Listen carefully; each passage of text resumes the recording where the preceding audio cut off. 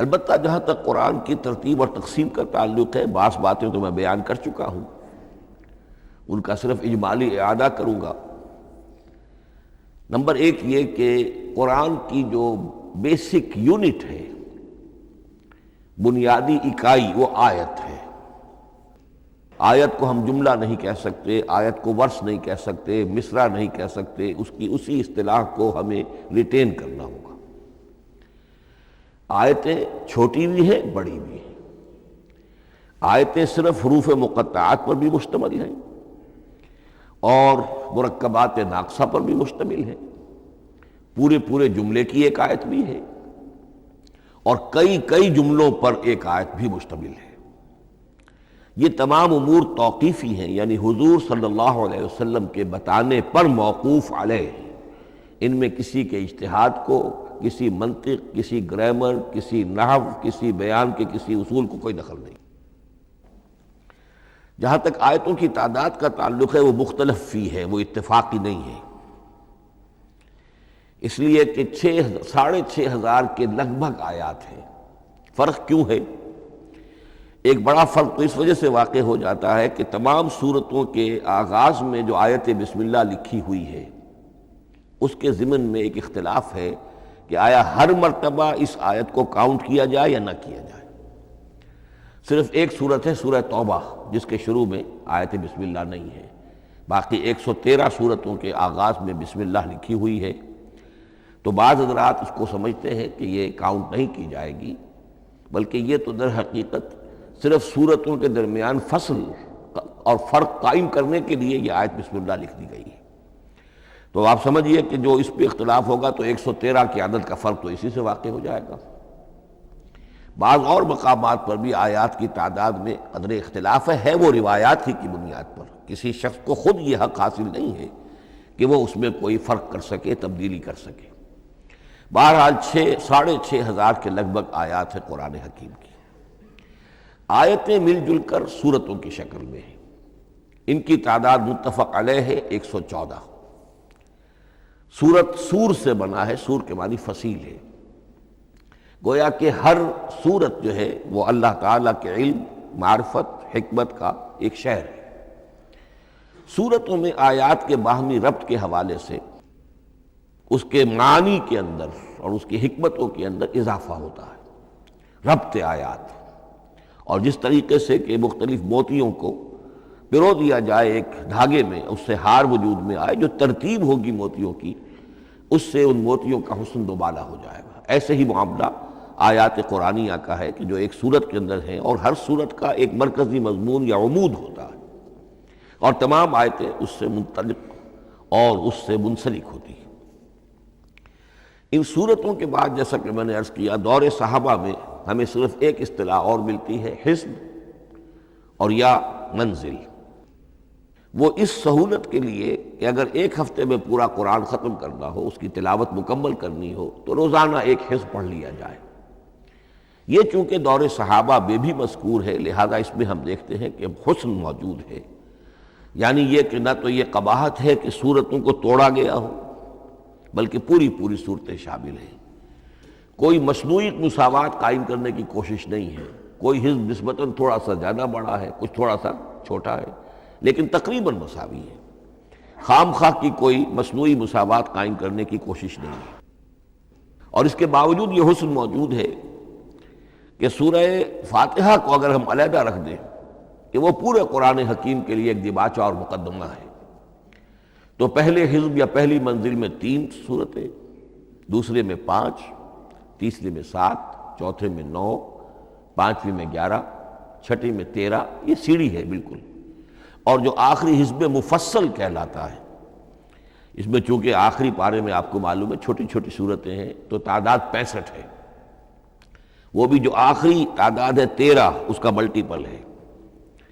بہرحال یہ حزب، یہ بھی دور صحابہ میں اس کا تذکرہ ہمیں ملتا ہے۔ البتہ جو مزید تقسیم کی چیزیں ہمارے ہاں معروف ہیں وہ بات کی چیزیں۔ رکوعوں میں طویل صورتوں کو تقسیم کیا گیا تاکہ ایک رکعت میں اگر طویل صورت میں سے کوئی آیات پڑھنی ہے تو اس طرح پڑھی جائیں کہ مضمون ٹوٹے نہ۔ یہ حجاج ابن یوسف کے زمانے میں یہ کام ہوا ہے اور بڑے غور و فکر سے ہوا، اور واقعتاً محسوس ہوتا ہے کہ معنوی جو ربط اور تعلق ہے اس کو ملحوظ رکھا گیا ہے۔ لیکن جو دوسری تقسیم ہمارے ہاں معروف ہو گئی ہے وہ پاروں کی ہے۔ اول تو یہ معلوم نہیں کہ یہ تقسیم کب ہوئی، مجہول الزمان ہے یہ۔ نمبر دو یہ کہ اس میں یہ زیادتی بھی نظر آتی ہے کہ سورتوں کی فصیلیں توڑ دی گئی ہیں، گویا کہ ایک مصنوعی مساوات قائم کرنے کے لیے کہ 30 دن میں اگر قرآن مجید ختم کرنا ہو، ہر مہینے میں ایک ختم قرآن کوئی شخص کرنا چاہے تو روزانہ ایک پارہ پڑھ کر، لیکن یہ کہ اس میں وہ حسن موجود نہیں ہے، بلکہ یہ قباحت موجود ہے کہ سورتوں کاٹ دی گئی۔ اس کے بعد اب جو بات مجھے عرض کرنی تھی وہ یہ ہے کہ زیادہ عرصہ نہیں گزرا کہ قرآن حکیم کی ترتیب اور تقسیم کے ضمن میں ایک اور حقیقت سامنے آئی ہے، اور یہ حقیقت یہ ہے کہ قرآن حکیم کی سورتوں کے گروپس ہیں۔ اب یہ چونکہ ایک بالکل ماضی قریب کا معاملہ ہے، اس سے پہلے یہ ذکر موجود نہیں تھا۔ اول تو یہ بات بھی مان لیجئے کہ قرآن مجید میں ترتیب اور نظم، اس کے بارے میں ہمارے اسلاف نے نہ کوئی زیادہ محنت کی اور نہ انہوں نے سمجھا کہ اس میں کوئی خاص ربط ہونا ضروری ہے۔ لیکن یہ کہ عہد حاضر میں مولانا حمید الدین فراہی رحمۃ اللہ علیہ ہندوستان میں ایک ایسے عالم پیدا ہوئے کہ جنہوں نے نظم قرآن کو اپنا خاص موضوع بنایا کہ یہ جو آیات باہم جوڑی گئی ہیں تو آخر کوئی حکمت ہے، سورتوں میں جو ربط قائم کیا گیا ہے یقیناً حکمت پر مبنی ہے، ورنہ سب سے سیدھی ترتیب تو جیسا کہ میں نے کل عرض کیا تھا یہ ہوتی ترتیب نزولی سے قرآن کو مرتب کر دیا جاتا۔ لیکن یہ کہ صورتیں آپ کو معلوم ہے طویل صورتوں میں ایسا بھی ہے کہ وہ ایک وقت میں نازل نہیں ہوئی بلکہ متعدد اوقات میں، اور سورہ بقرہ جو ہے وہ تقریباً 2 سال میں اس کی جو تنزیل ہے وہ مکمل ہوئی۔ تو پھر کچھ آیتوں کو جوڑنا، کس کو کہاں رکھنا ہے کس کو کہاں رکھنا ہے، تو یہ حضور صلی اللہ علیہ وسلم نے خود کیا ہے، اللہ تعالیٰ کے حکم سے کیا ہے، تو یہ چیزیں حکمت سے خالی تو نہیں ہو سکتی۔ تو انہوں نے اس کو خاص اپنا موضوع بنایا اور ان کے سامنے بعض حقائق آئے ہیں، وہ حقائق ہیں جو اب میں آپ کے سامنے بیان کر رہا ہوں۔ اس میں ایک اشکال ہو سکتا ہے، اسے میں چاہتا ہوں کہ پہلے رفع کر دوں کہ یہ چیز اگر ہمارے اسلاف کے نظر میں نہیں آئی اور ان کی توجہ ادھر نہیں ہوئی تو یہ تو گویا کہ ایک بڑی مشکوک سی بات ہوگی۔ قرآن مجید کے علم کے ضمن میں گویا کہ متقدمین کے فہم پر ہمیں کچھ طعن کرنا ہوگا، لیکن یہ بات درست نہیں ہے۔ قرآن مجید ایک ایسی کتاب ہے جس کے بارے میں خود حضور نے جو فرمایا لا تنقضی عجائبہ، اس قرآن کے عجائب کبھی ختم نہیں ہوں، ولا یخلق عن کثرت الرد، بار بار کے پڑھنے سے اس پر کوئی پرانا پن، کوئی بوسیدگی طاری نہیں ہوگی، ولا یشبع منہ العلماء، اور کبھی اہل علم اس سے سیری محسوس نہیں کریں گے۔ تو قرآن مجید لا تنقضی عجائبہ، جیسے جیسے دنیا آگے بڑھ رہی ہے، تمدن آگے بڑھ رہا ہے، علم انسانی جو ہے مادی فزیکل سائنسز کا علم آگے بڑھ رہا ہے، قرآنی حقائق اور مبرہن ہو رہے ہیں اور واضح ہو رہے ہیں اور نکھر رہے ہیں۔ بہت سی باتیں ہمارے اسلاف کے علم میں نہیں آ سکتی تھی، اس لیے کہ ابھی انسانی معلومات کا دائرہ بہت ہی محدود تھا۔ ذوالقرنین کون تھے؟ اب چونکہ تاریخ مفسرین کے علم میں نہیں تھی تو سکندر اعظم کو سمجھا گیا کہ ذوالقرنین ہے، حالانکہ سکندر کی شخصیت اور ذوالقرنین کی وہ شخصیت جو قرآن میں بیان ہوئی ہے دونوں میں کوئی مناسبت ہے ہی نہیں۔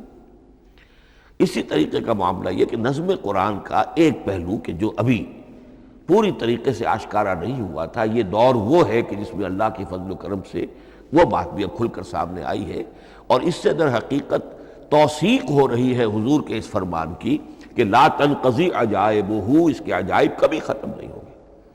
انسان محنت کرے گا، کوشش کرے گا، یہ ہیروں کی ایک ایسی کان ہے جس میں سے اور ہیرے نکلتے چلے جائیں گے۔ اس کے ضمن میں ایک بات تو میں نے آپ سے کل عرض کر دی تھی اور آج پھر بھی کہی ہے، سورتوں میں بھی ایک ربط ہے، آیات جو سورتوں کے اندر جوڑی گئی ہیں، پھر سورتیں اکثر و بیشتر جوڑوں کی شکل میں ہیں۔ اس کے کچھ مثالیں بھی کل میں نے آپ کو دی تھی۔ قرآن مجید کی ایک آیہ مبارکہ ہے وَمِن كُلِّ شَيْءٍ خَلَقْنَا زَوْجَيْنِ لَعَلَّكُمْ تَعْقِلُونَ یا لَعَلَّكُمْ تَذَكَّرُونَ، مجھے پوری طرح یاد نہیں ہے۔ ہم نے ہر شے کو جوڑوں کی شکل میں پیدا کیا، اگرچہ اس کو چونکہ قرآن مخلوق نہیں ہے، ہم اس پر اس کا اطلاق نہیں کریں گے، لیکن من کل شیء خلقنا زوجین، اس میں اس قدر کیٹیگوریکل سٹیٹمنٹ ہے کہ معلوم ہوتا ہے کہ یہ اصول اتنا اللہ تعالیٰ کے ہاں اتنا پسندیدہ ہے کہ قرآن مجید کی صورتوں میں بھی یہ صورتوں کے بھی جوڑوں کی شکل میں ہونا یہ بہت ہی اظہر من الشمس ہے۔ بعض جگہوں پر تو اظہر من الشمس ہے، بعض جگہوں پر ذرا تدبر کر کے بات معلوم ہوتی ہے۔ البتہ کہیں کہیں آپ کو نظر آئے گا کچھ منفرد صورتیں بھی ہیں، اور ان میں سے بعض یہ جب دوران ترجمہ یہ چیزیں آئیں گی تو اب میں صرف اس وقت حوالہ دے سکوں گا، بڑی تیزی سے ہمیں چلنا ہوگا، اس وقت میں چاہتا ہوں کہ ذہن میں یہ حقائق بیٹھ جائیں۔ بعض جگہوں پر آپ دیکھیں گے تین تین صورتوں کے گروپ ہیں، ان میں سے دو کے مابین تو نسبت زوجیت کامل ہے، بلکہ یہ سمجھ لیجئے نسبت زوجیت کہتے کس کو ہے؟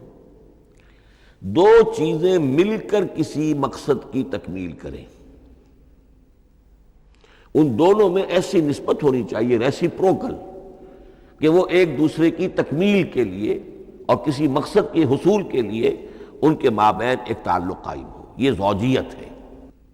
اسی طریقے سے قرآن مجید میں جب صورتیں آتی ہیں جوڑوں کی شکل میں تو کسی مضمون کا ایک رخ وہ ایک صورت میں آ جائے گا، اس کا دوسرا رخ دوسری صورت میں آ جائے گا، اور دونوں مل کر جسے ہم کہتے ہیں تصویر کے دونوں رخ، وہ رخ مکمل ہو جائیں گے، بات پوری ہو جائے گی۔ البتہ بعض جگہوں پر ہے تین تین صورتوں کے سب گروپس ہیں۔ میں اس معاملے میں گروپ کا لفظ ریٹین کر رہا ہوں اس لیے کہ قدیم تو یہ تصور تھا نہیں، جدید اصطلاح ہے، تو اس میں چونکہ اب بہت سے الفاظ انگریزی زبان کے اب اردو میں آ گئے ہیں کہ اس کی جگہ کوئی اور بہت ہی کوئی کوشش کر کے لفظ لایا جائے تو وہ شاید زیادہ عام فہم نہیں ہوگا، یا عام فہم ہے۔ تو گروپس اور سب گروپس، چھوٹے گروپ بڑے گروپ، تو یہ چھوٹے گروپ جو ہے تین تین صورتوں کے، ان میں سے دو کے مابین تو نسبت زوجیت بتمام و کمال ہوگی، اور تیسرے کی حیثیت ضمیمے کی ہوگی۔ اس کی مثالیں بعد میں آئیں گی۔ البتہ یہ جو ضمیمے ہوتے ہیں خود ان کے، یا جو دوسری منفرد صورتیں ہیں، خود ان میں آپ کو فصل کے ساتھ نسبت زوجیت مل جائے گی۔ اس سے آگے چلیے، اب اصل ہے وہ شے جس کو میں آج چاہتا ہوں بیان کرنا۔ قرآن حکیم کی صورتوں کی ایک گروپنگ اس اعتبار سے سامنے آئی، کچھ صورتیں مکی پھر مدنی، پھر مکی پھر مدنی، پھر مکی پھر مدنی، پھر مکی پھر مدنی۔ ایسا کیوں ہے؟ بڑی قابل غور بات ہے، اس میں کوئی حکمت ہے؟ اور عجیب بات یہ سامنے آئی، اس اعتبار سے بھی قرآن کے 7 گروپ بنتے ہیں، ہر گروپ میں ایک یا ایک سے زائد مکی صورت اور پھر ایک یا ایک سے زائد مدنی صورتیں، ایک گروپ پورا ہو گیا۔ دوسرے گروپ میں پھر ایک یا ایک سے زائد مکی صورت، پھر ایک یا ایک سے زائد مدنی صورتیں، وہ پھر گروپ مکمل ہو گیا۔ یہ گروپ بھی قرآن حکیم میں 7 ہے۔ یہ گروپ جو ہے قرات کے لیے نہیں ہے، یہ گروپ جو ہے معنوی تقسیم ہے، غور و فکر کے اعتبار سے، کہ ہر گروپ کا ایک عمود ہے، ایک مرکزی مضمون ہے، اور اس جس طریقے سے صورتیں دو مل کر ایک مضمون کی تکمیل کرتی ہیں، اسی طرح ہر گروپ کی مکی اور مدنی صورتیں مل کر ایک بڑے مضمون کی تکمیل کرتی ہیں۔ اس طریقے سے گویا کہ یہ قرآن مجید میں 7 گروپ ہیں بڑے بڑے، جو کہ جس میں کہ صورتیں جو ہیں وہ جمع کی گئی ہیں۔ مثلاً میں اب آپ کو اشارتاً بتا دوں، پہلے گروپ میں سورہ مکی جو ہے وہ صرف ایک ہے، سورہ فاتحہ، تعداد میں تو ایک ہے، وہ اپنے حجم کے اعتبار سے چھوٹی بھی ہے لیکن بہت بھاری صورت ہے۔ وَلَقَدْ آتَيْنَاكَ سَبْعًا مِنَ الْمَثَانِي وَالْقُرْآنَ الْعَظِيمِ، محض اس صورت کو بھی قرآن عظیم کہا گیا ہے۔ لیکن ایک صورت مکی سورہ فاتحہ، پھر 4 طویل ترین صورتیں مدنی، بقرہ، آل عمران، نساء، مائدہ۔ دوسرے گروپ میں 2 صورتیں مکی، 2 مدنی، الانعام، الاعراف مکیات، الانفال، التوبہ مدنیات۔ تیسرا گروپ چلتا ہے 14 صورتیں مسلسل چلی جا رہی ہیں مکی، سورہ یونس سے، سورہ یونس، سورہ ہود، سورہ یوسف، سورہ رعد، سورہ ابراہیم، چلتے جائیے، سورہ حجر، سورہ نحل، سورہ بنی اسرائیل، سورہ کہف، سورہ مریم، سورہ طٰہٰ، سورہ انبیاء، سورہ حج اور سورہ مومنون، 14 صورتیں۔ اب آئی ایک مدنی صورت، سورہ نور۔ یہ تیسرا گروپ مکمل ہو گیا۔ چوتھے گروپ میں بھی یہی بات آپ کو نظر آئے گی۔ الفرقان سے سورہ سجدہ تک 8 سورتیں مکی ہیں، اور پھر ایک سورت آتی ہے سورۃ الاحزاب، وہ مدنی ہے۔ اب یہ جو ایک ایک سورتیں آئی ہیں، سورہ نور اور سورہ احزاب، ہر شخص کو اندازہ ہو جائے گا یہ آپس میں جوڑے کی شکل رکھتی ہیں، ان کے مضامین بہت ایک دوسرے سے مشابہ ہیں، بہت مشابہ ہیں، لیکن یہ کہ وہ اس طریقے کا جوڑا نہیں ہے کہ اسی گروپ میں ان کا جوڑا موجود ہو، اس کا جوڑا جو ہے وہ دوسرے گروپ میں ہے۔ پھر آئیے 5واں گروپ ہے سورہ سبا سے احقاف تک، یہ 13 صورتیں مکی ہیں، اور پھر سورہ محمد صلی اللہ علیہ وسلم سے سورۃ الحجرات تک 3 صورتیں مدنی ہیں، یہ کل 16 صورتیں ہیں۔ چھٹے گروپ میں سورہ قاف سے سورہ واقعہ تک 7 صورتیں یہ مکی ہے، اور سورہ حدید سے سورہ طلاق تک 10 صورتیں مدنی ہیں، یہ 17 صورتیں ہیں۔ آخری جو ہے وہ سورۃ الملک سے سورۃ الاخلاص تک 46 صورتیں، اور سورہ معوذتین جو ہے یہ 2 ہے کہ جو مدنی ہے۔ بعض کا اس میں اختلاف ہے، وہ میں بعد میں عرض کروں گا، لیکن جو میری رائے ہے وہ میں آپ کے سامنے رکھ رہا ہوں۔ اس طریقے سے یہ 7 گروپ جو ہیں قرآن مجید میں سورتوں کے وجود میں آئے۔ ہر گروپ کا ایک مرکزی مضمون ہے۔ مثلا پہلے گروپ کا مرکزی مضمون شریعت ہے۔ سورہ فاتحہ میں اہدنا الصراط المستقیم، اے اللہ ہمیں سیدھا راہ دکھا، سیدھے راستے کی ہدایت بخش۔ اب وہ سیدھا راستہ کیا ہے؟ شریعت خداوندی، شریعت الہی، اور شریعت مکمل ہو جاتی ہے ان 4 صورتوں میں۔ شریعت محمدی کا جو بلو پرنٹ ہے، ابتدائی خاکہ جو ہے وہ آپ کو سورہ بقرہ میں ملے گا، اور اس کی جو تکمیلی صورتیں ہیں، تکمیلی احکام ہیں، وہ سورہ مائدہ۔ اس کے علاوہ اس گروپ میں جو زیادہ زور ہے وہ سابقہ امت مسلمہ سے گفت و شنید۔ سابقہ امت مسلمہ میں یہودی اور نصارہ دونوں شامل ہیں۔ اب ان پر جرح بھی ہے، ان پر تنقید بھی ہے، ان کو ملامت بھی ہے، ان کو ان کی قرارداد جرم ان کے خلاف جو ہے وہ بھی دی گئی ہے، اور پھر یہ کہ ان کو معزول کر کے اور نئی امت کو اس مقام پر نصب کرنے کا اعلان ہے، اور ان کو بڑی زوردار دعوت ہے کہ اب محمد پر ایمان لاؤ اور قرآن پر ایمان لاؤ صلی اللہ علیہ وسلم۔ یہ پہلا گروپ ہے۔ اسی طریقے سے ہر گروپ کا، اب یہ ساتھ ساتھ جب ہم چلیں گے تو میں تفصیل کے ساتھ بیان کرتا جاؤں گا کہ اس گروپ کا یہ مرکزی مضمون ہے، اور اس طور سے یہ صورتیں آپس میں ایک دوسرے کے ساتھ مربوط ہیں۔ ان گروپوں میں آپ نے دیکھا ہوگا کہ پہلے اور آخری گروپ ان کی ایک ریسیپروکل سی صورت ہے کہ پہلے گروپ میں مکی صورت صرف ایک چھوٹی سی، اور مدنی صورتیں 4-6 پارے سے زائد پر پھیلی ہیں، جبکہ آخری گروپ میں سارے دونوں پارے جو ہے سورہ ملک سے شروع ہو کر مکی صورتوں پر مشتمل ہے، آخر میں آ کر چھوٹی چھوٹی صورتیں وہ مدنیات ہیں۔ یہ ایک دوسرے کے بالکل ریسیپروکل ہیں، کانورس۔ لیکن دوسرا گروپ ادھر سے اور دوسرا ادھر سے، یعنی چھٹا، یہ بڑے متوازن ہیں۔ 2 صورتیں مکی، 2 مدنی، اور ادھر 7 صورتیں مکی اور 10 مدنی، لیکن 7 صورتیں جو ہیں وہ 3 رکوعوں کی ہیں، ان میں سے ایک 4 رکوع کی بھی ہے، اور اکثر و بیشتر وہ جو دوسری ہے وہ 2 رکوعوں کی ہے، تقریباً متوازن بنتی ہے۔ تو درمیان میں جو ہے ان میں جو مدنی صورتوں کا حصہ بہت کم ہے، اکثر و بیشتر جو ہے وہ مکی صورتیں ہیں۔ ان مکی صورتوں کے اندر بھی جو 6 گروپ تقریباً بنتے ہیں، اس لیے کہ پہلی گروپ کے اندر تو مکی صورت صرف سورہ فاتحہ ہے، تو ان میں سے پہلے 2 گروپوں میں رسالت کا مضمون مرکزی مضمون ہے، درمیانی 2 گروپوں میں توحید کا مضمون مرکزی مضمون ہے، آخری 2 گروپوں میں انذار آخرت کا مضمون مرکزی مضمون ہے۔ آخری صورتیں آپ کو معلوم ہے سورہ قاف سے شروع ہو کر، تو پھر یہ انذار آخرت جو ہے ان سب کا مرکزی مضمون ہے۔